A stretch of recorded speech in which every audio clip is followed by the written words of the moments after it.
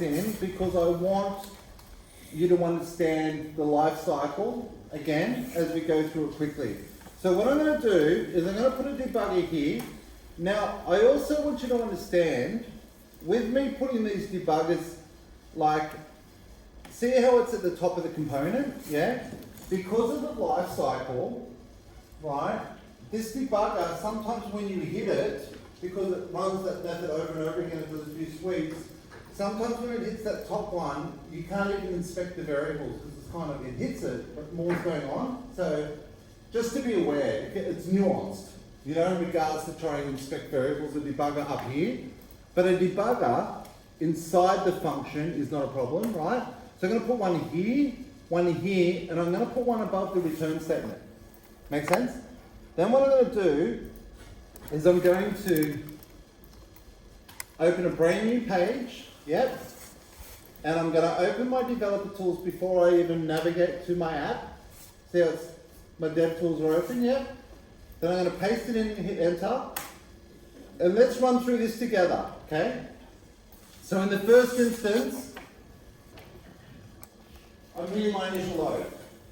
Yeah, my component is mounting, right?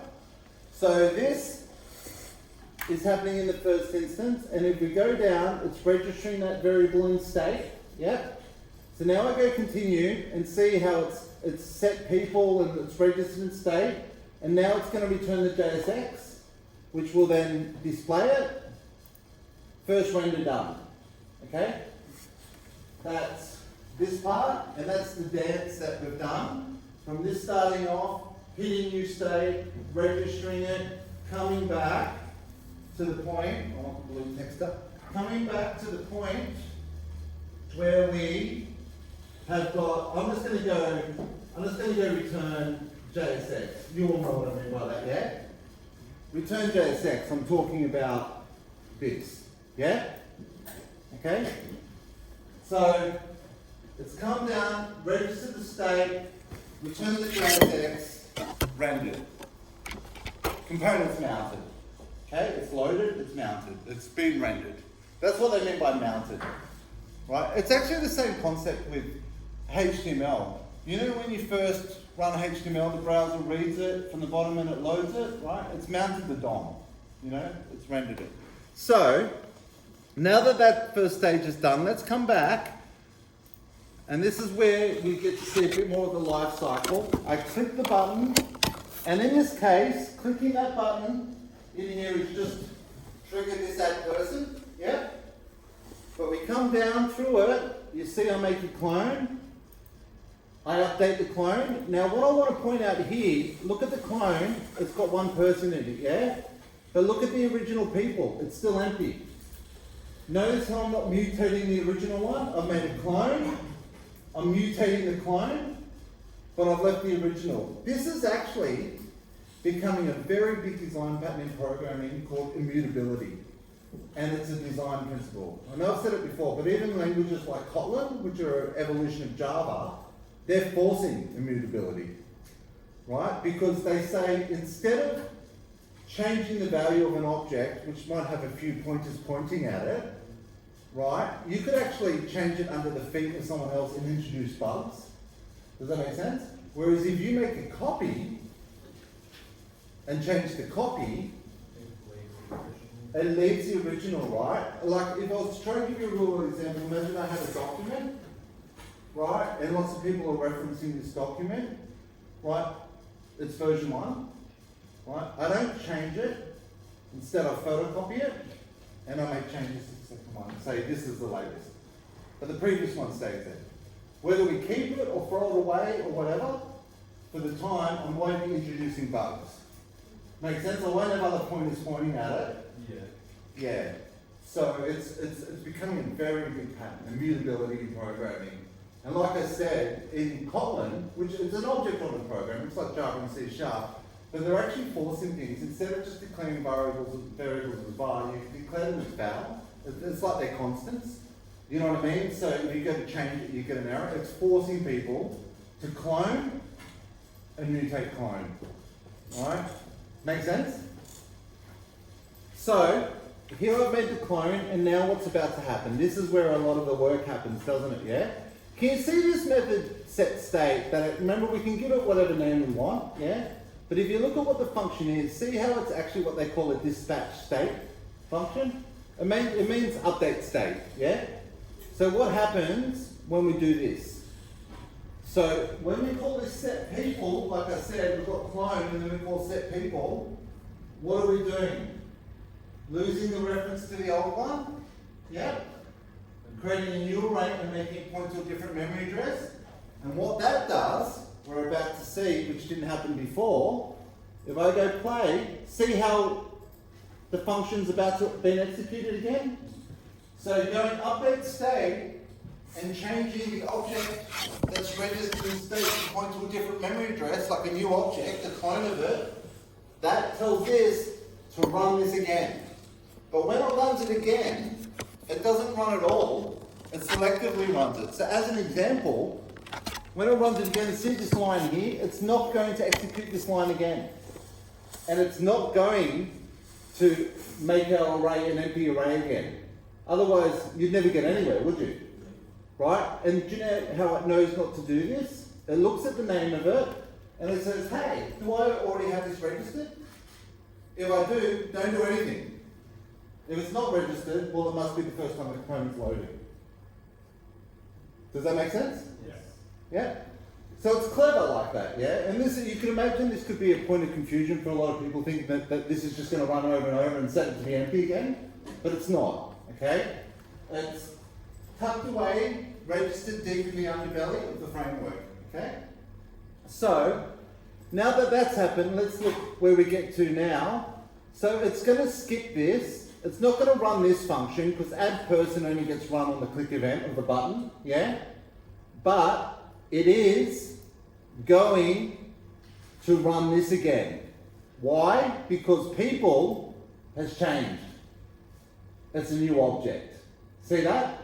So it comes down to here and it goes, hey, have any of the variables in here that are managed by state, have they changed? If they are, it will run it again, and if you look, bam. See that? Does that make sense? Yeah, you get an idea of the dance between our component and the React framework? Could you please repeat what you just said? Which part? Just when you press the people, how it... So when I click the button, Yep.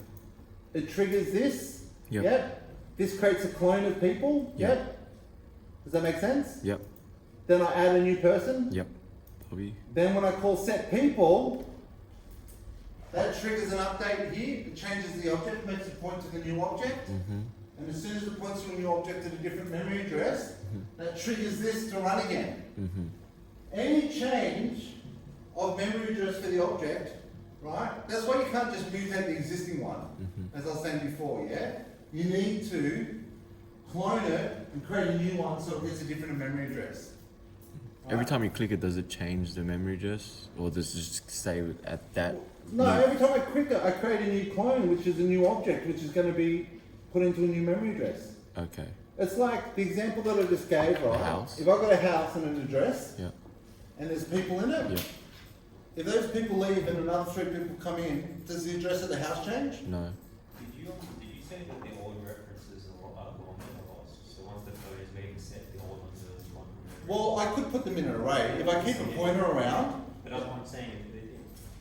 In this, it gets rid of. in this situation, it's the same as C#. What happens to an object that's no longer referenced in C#? Memory bin. Garbage collector. Yeah, garbage collector. Right, the memory's freed up again because nothing's pointing to it, right? But you could put it in an array and then you've got a history. And that's the example where they give you the time warp, you know, in the tic-tac-toe one, because... Oh, yeah, because each step isn't... yeah, you just, again, I'm photocopying the document, yeah? And that's what I'm saying with the house, right? If I put a house in an address, 1 Ram Street, there's 3 people in there. Those 3 people come out and another 3 people come in, or another person goes in, like the 4th person goes in or whatever. Does that change the address of the house? No. No, and that's not enough to trigger a state change or a re-render. It needs, I need to build a new house, that's the same as the old one. Yep. So I need to copy the old one, different address, make a copy of the people, put them in there.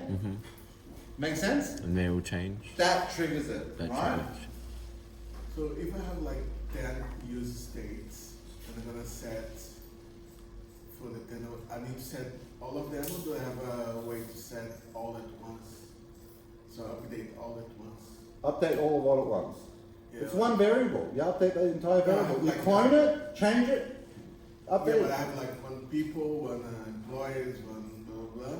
I have to do one by one, clone one by one, or do. Oh yeah, so you're talking about different variables? You'd Yeah. have one variable called people, another one called, you know what I mean? Are you saying that you'd have people, Then I have a user state. and then another one called employees? Yes. Yeah, you have to, you have to, Have to be one by one. one by one. That's right. That's still easier than manually hard coding everything. Yeah, you'll see when, I think you're starting to ask questions, you know, like it's good, but for the moment, we'll get more into the swing of it and those, you know? Yeah, so, because it depends what you need to do, right? If you've got, you might ask yourself, why do I have one for people and one for person, one for employees, and why is it not all people? You know what I mean? That becomes more a design thing, you know, as opposed to, Sorry. No. no, you're right. So after you have line 14, where it says that people and then you pass in clone, Yeah. does the people object exist as people, or has it changed name to clone? Or No, does it, so does the- it contain clone? The people object contains clone. No, it's, I've created a new array here. Yeah.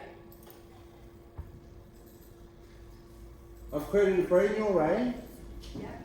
People, like the original version of people remains untouched. Okay, but then there's no reference point. There's no pointer to it, right? There's no pointer to it. Okay. Yeah. Yeah. But I could like have an array for the history of people. And Yeah, add that. So if there's no longer a pointer to people, Mm. and let's say the garbage collector, you know, clears people, Yeah. the second time it renders,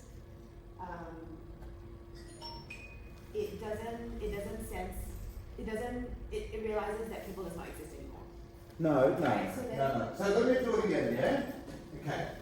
So let's say in the first instance when it runs, yeah? The first load, Yeah. okay, we register people and we say it's an empty array, yeah? So that registers people down here. Does that make sense? Yeah. And let's say it creates this empty array at number 1 Range Street. So here is our empty array. People is pointing To the empty to the empty array at address number 1, yeah? We click the button, okay? And we're in our, I'll just say add method, you get the point, yeah? We create a clone. So when I go let clone equals, and I go like this, and I go ... people, right? Now ... people at the moment really doesn't do anything because the array's empty. There's nothing to, you know what I mean? It spreads the contents of another one, yeah? But what this does do is we've now got, let's say at number 2 Ram Lane, right? We've now got a new array. Does that make sense? Yeah. And clone is pointing to number 2. Okay? Then when I go clone dot push, yeah? That's where you're maintaining the And I'll pass in Pete. Does that make sense? Yeah. So what I'm doing now is I'm adding Pete inside this array. And then when I go set people, when I call set people, yeah? I call set people and I pass in the clone, yeah? Well then what happens is this no longer points to that. Okay? Instead, it points to what? Clone. So now this is pointing to that. Okay. Yeah. And because it's a different memory address, it triggers a rerun. Yeah. And when it triggers a rerun, it comes down here and it says that people You're right, mate. It says that people, it knows that people is now pointing to a new memory address. So that's when it's going to run this again because it realizes that people is, yeah? And then let's do it, let's go through that again. If I was to click the button again, right? Let's say I click the button again. Let's see what happens this time. We come back around here. People is currently pointing to number 2, makes sense? We clone it. So now, let's say at 3, yeah? So that's what. And we use the spread operator. So now I've got Pete. Does that make sense? So the second time around it makes more sense, yeah? Then I go push, look, Pete again, but it could be another name, whatever. So now we've got Pete, make sense? And then set people, Another no mem- longer points to that, points to at 3 Ram Street, triggers another re-render because the memory address that this people is pointing to is now pointing to a different memory address, isn't it? It's changed from, you know? Yeah, so okay, you have 2 items. One is a memory address, which is there, and then you have another A pointer. a pointer. Okay, so the reason why this does not become an empty array again is because the pointer still exists. It doesn't get erased. It just changes. Yeah, so the first time it initializes it, Yeah. it sees it and it registers it in its state management, yeah? Whenever it goes to do a re-render and it goes to execute this function again, it gets to this line of code, it sees that and it says, you're already registered. Exists, yeah. Yeah, Okay, cool. yeah. It's almost kind of like it's a pattern in programming called find or create. You know? If it doesn't exist, like try and find it. If it doesn't exist, create it. If it does exist, just use the one that's already there. Make sense? Yeah. All good? Excellent. I think you're starting to get it, yeah? It's tricky. It is. It's tricky. It's not the simplest thing in the world, yeah? Alright, so now, use effect. So use effect, if you recall, happens after the render.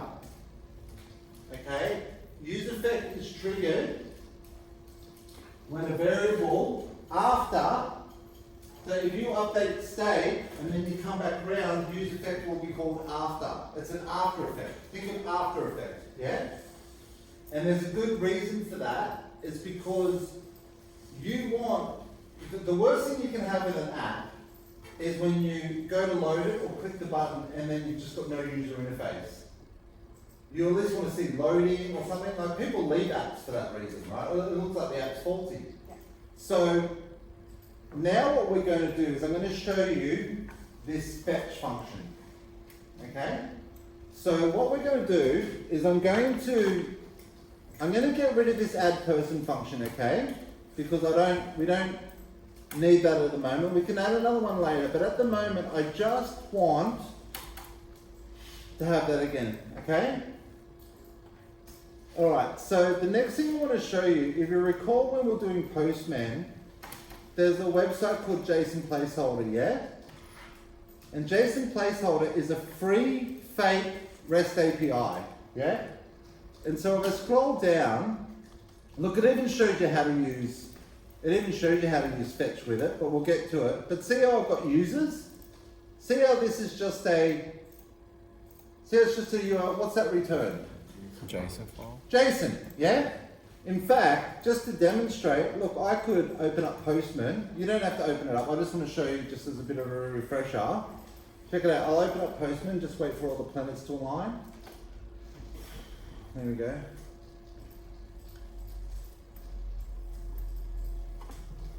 And it's as simple as this. If I put in the URL, see JSON placeholder./users, You can get and I go get, yeah, you can get all of them. yeah, see? See that? Yeah. Right? That's actually returned me the same as what you're looking at here, yeah? But what we're going to do is we're going to use a function called fetch.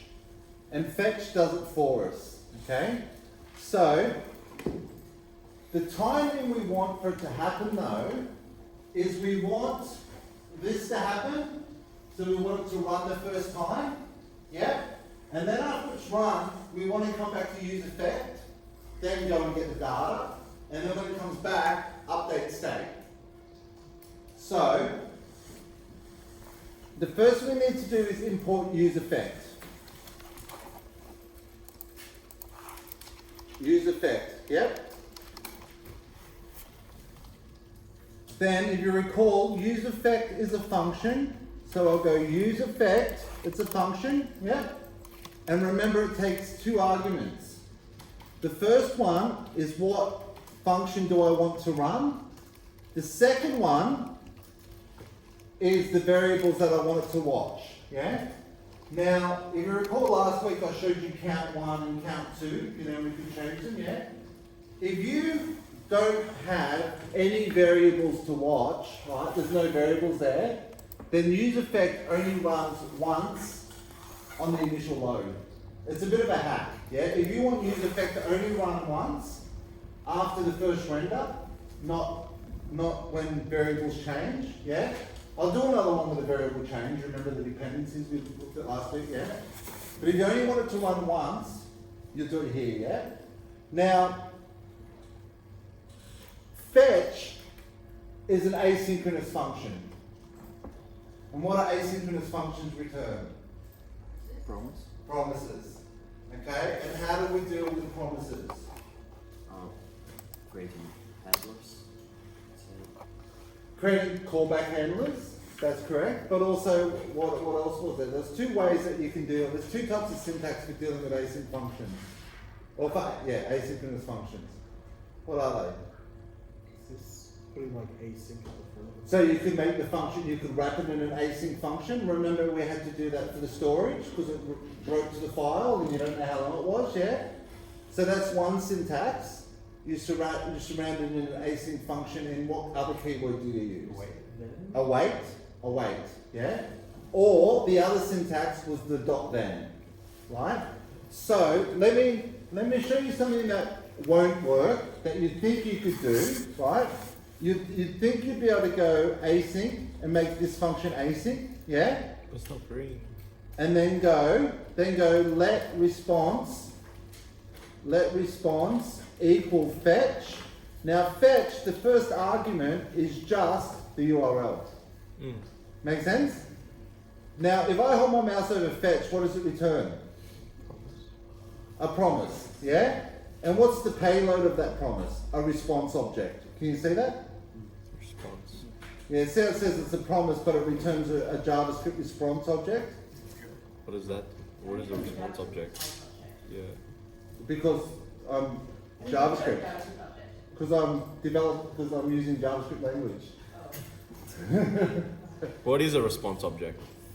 A response object so a response is the HTTP response. Okay. So it's got a status code, it's got a head, it's got a body. It could be anything. Well, it's a HTTP response that's represented by a JavaScript. Remember with one request and response? Yeah. Response has a header. It's a response. It's a HTTP response. Okay. Right, so it's got a response from the other server, Interesting. and then it's created a JavaScript object for us that's got the information in it, yeah? Okay.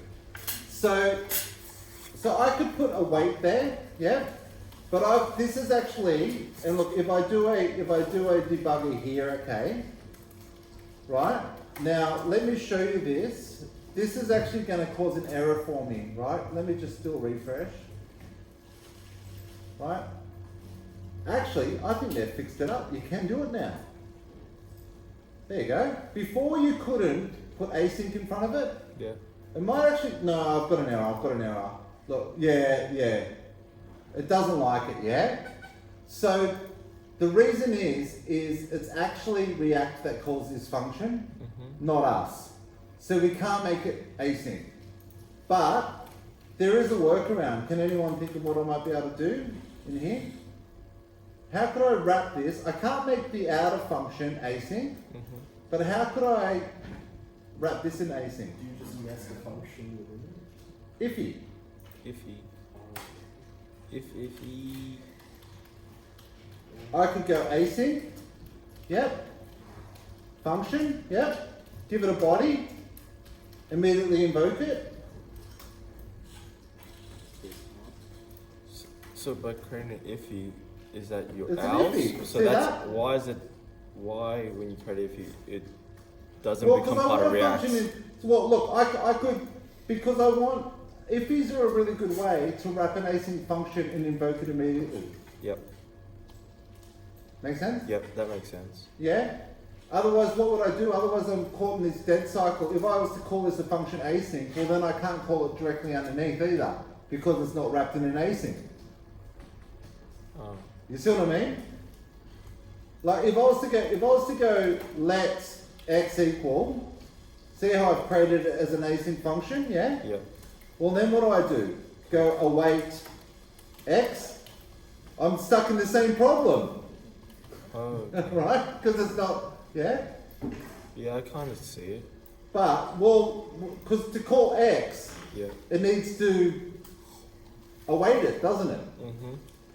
Right? But remember, when you use await, the nearest parent must be async.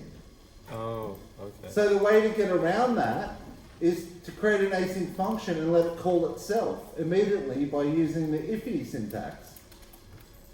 Mm. See, here's my function, yeah? I've Straight. wrapped it as an object, Yep. and then I've invoked it straight away. Because remember, functions can be objects. Functions can be objects. Well, functions are objects, yeah? But if you wrap it in these, if you wrap it like that, look, in programming, right? Wrapping things in parentheses makes anything an object. I'll show you. I could go let y equal, 1 plus 1, yeah? This is considered as 2, as an object called 2. Wrapping things in parentheses, so wrapping this makes it an object Mhm. that I can immediately call. Cool. Make sense? Okay. So if you look at this as a function, right, and I'm immediately invoking it, Mhm. it's just an anonymous function that I'm immediately invoking. Does that make sense? Yeah? So that's one way to do it, but another way to do it, and I'll show you quickly, I'll show you this very quickly because I can hear Shani going, it's time for coffee. Right? Another way to do it is without the await, you can actually use the .then syntax. So you can go fetch, yep, .then, and then I'm going to get the response, yeah. And what I need to do is I need to get the JSON out of the response, yeah. So I'm saying this one will go talk to the server, right? So off it goes, however long it takes. When the response comes back, whatever this returns gets passed into this one. Mhm. So I'm using R because I always use the first letter of what it is, yeah, right? So then the response, and then if you look at the response has got a method called JSON, and JSON extracts the JSON out of the body of the response and parses it. And again, it returns another promise, right? Because when it reads the body of the response, it's actually reading from a stream. An IO stream. It's not like it's data, you know what I mean? So you never know, it's still an IO operation, right? So it gets the JSON out, and then you go .then, and if you look at it, you can see this returns a promise. See how it says any? Because it doesn't know the shape of the JSON. Any just means it doesn't know what the shape is, right? And it doesn't know. It doesn't know what shape the data coming back from the web service is going to be. It doesn't know what this is. How can it, right? It doesn't know it like it knows number or string or, right? So then you get the JSON back, so I just go J, right? And then if you have a look here, I'll give this a body, and I'm just gonna go I'm doing this just for debugging, let x equals j, yeah? And what I'm gonna do is put a debugger here, yeah? And check this out. I do a refresh. Look. Sick. That's pretty cool. Pretty cool, huh? And now, it's as simple as this. Are you ready? I can just go.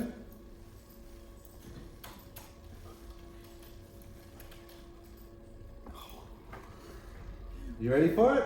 Oh, except I've got the data sheet wrong. What have we got here? We've got, oh, they've got a name. ID and name, yeah?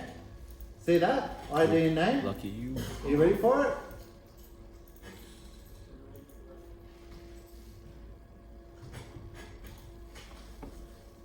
See that? Pretty cool, huh? Now, let me show you something even cooler quickly. Clementine. Right? See, what I'm going to do is I'm quickly just going to put, just text here, yeah? And I'm going to go people, yep. And I can even here just go people.length because it's an array, yeah? Now watch. Screw this one. I hate you, Edge. Here we go. I'll do a refresh. People, 10. See that? Mm-hmm. Now watch this. On here, I'm going to go throttle it and make it behave like it's got, you know, it doesn't have the best internet access, yeah? And I'll do a refresh. People. Mm-hmm. Notice how it went, First red dot. yeah? So that's because what happens, right, like I said, in the first sweep, it registers this, right, registers things in state, does the initial render, and when it does the initial render, people.length is 0, right? And there's no people here, so there's nothing to render. It does that, and then it comes back around and use effect is triggered for the first time. Yeah, because use effect is an after effect, right? It comes back around after something's happened. Comes back around, then this goes and fetches the data from the server. And then when the response comes back, we extract the JSON, which is, you know, this data that's come back in the body of the response. And then we get that JSON and we call set people, which then updates this to point to a new object in RAM. Yeah, because that array that's come back is a brand new object. Okay, which then triggers it to come back around and do a re-render. Pretty clever, huh? So is dot then only used when you're resolving a promise? Yeah, so dot then is the result of a promise, Okay, right? so, yeah, So it's like do this, right? It's then like at the end of that, like when you finish, done that, give me the result of that. That's what gets passed into the dot then. And then I'm going to use this to do something else. And when that's resolved, the result of that we pass to the next then. So dot then is meaning this will happen, and when it's asynchronous. When that's finished, we'll go down to the next dot then. And again, each dot then, like I said, what gets returned from this dot then gets passed into the next dot then. Make sense? So this fetch returns the promise. So is then a promise as well then, because it's if you can get it. Well, then, yeah, you can see. Yeah. But yeah, so it makes sense, doesn't it? Fetch this, when you get the response, then pass the response in here, then get the JSON out of the body of the response, pass that in, and then set people. Yep. Pretty cool, hey? I'll show you one more quick little trick, right? And this is done a lot, watch. People go const, right? Loading, right? Loading, set loading, equals use state, and we'll set it to be true. So when it first comes up, we'll say it's loading. Does that make sense? Yep. Then what we can do is, I'll give this guy a body. Does that make sense? Just so it's got a body, right? And what I can do now is I can go set people, yep. Set loading, false. Now what I can do is I'll even return this into a different, I'll break it up a little bit. I'll create a JSX function, yeah, right? And I'll go const you know, let's just say people list. Does that make sense? People, you know, people list. And what I'll do here equals, I'm just making a function. Okay. Now to start with, what I can do here is I can just say, I might wrap the whole thing in a view. So what I could do is I could say, return that. Does that make sense? And then what I can do now, I'll show you. Instead of just doing it here, what I can do is I can go people list and invoke it, yeah?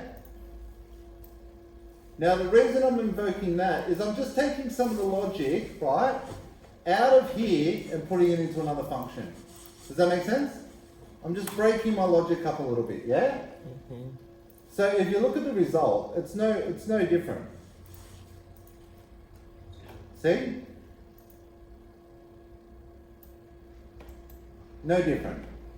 Now, but why did I put it into another function? I'll tell you why. Right? Down here, right, if I had it like this, I'll change it back in a second. If I had it like this, you can't do if statements down here. Right? You can't do that. Remember, you can't do loops either. That's why we use the map. Right? But what I can do up here is I can go if loading, yeah, return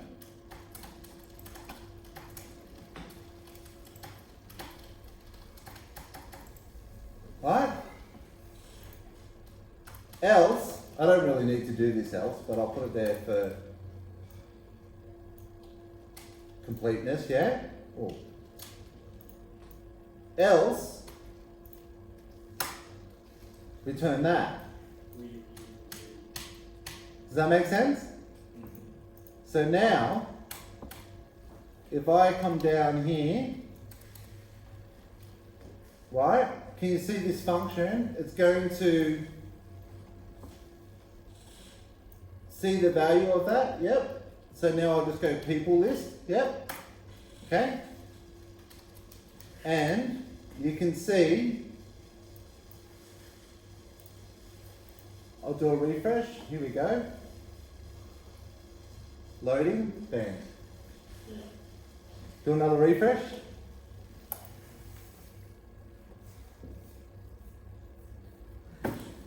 Pretty cool, huh? Radical. That's the pattern. Now, there is an easier way to do this. Yeah? The easier way is, I could even do this. I'll show you. I could actually, and if you just want to do the whole view, I'll show you. You can actually do this without having to put it into another thing, right? I can actually just grab that out, and I could actually just do an early return, yeah? So above this return, I could go, see that?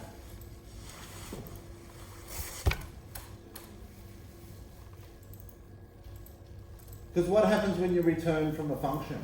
Will it come down here? No. When you return from a function, you're out of there, aren't you? If you go down to a function, if you hit a return, it doesn't execute anything underneath it, you're out of there, right? So, can you see what I've done there? Yeah?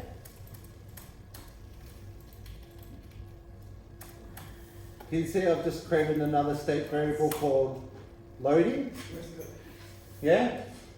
And then I fetch, I get the JSON, I set people, and then I say set loading false. Which causes a re-render, so when this comes down, it says if loading equals true, just return loading. If loading is not true, meaning this has been set, well then come down and return this. So now,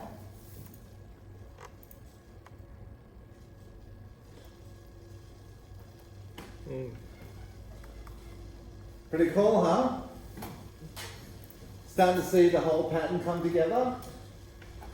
So you have to like get some Huh? food power in my brain. So You didn't have your Weet-Bix, did you? no, I didn't have my Weet-Bix. Alright. Neither did I. I'm living on coffee, so I'm going to go get another one.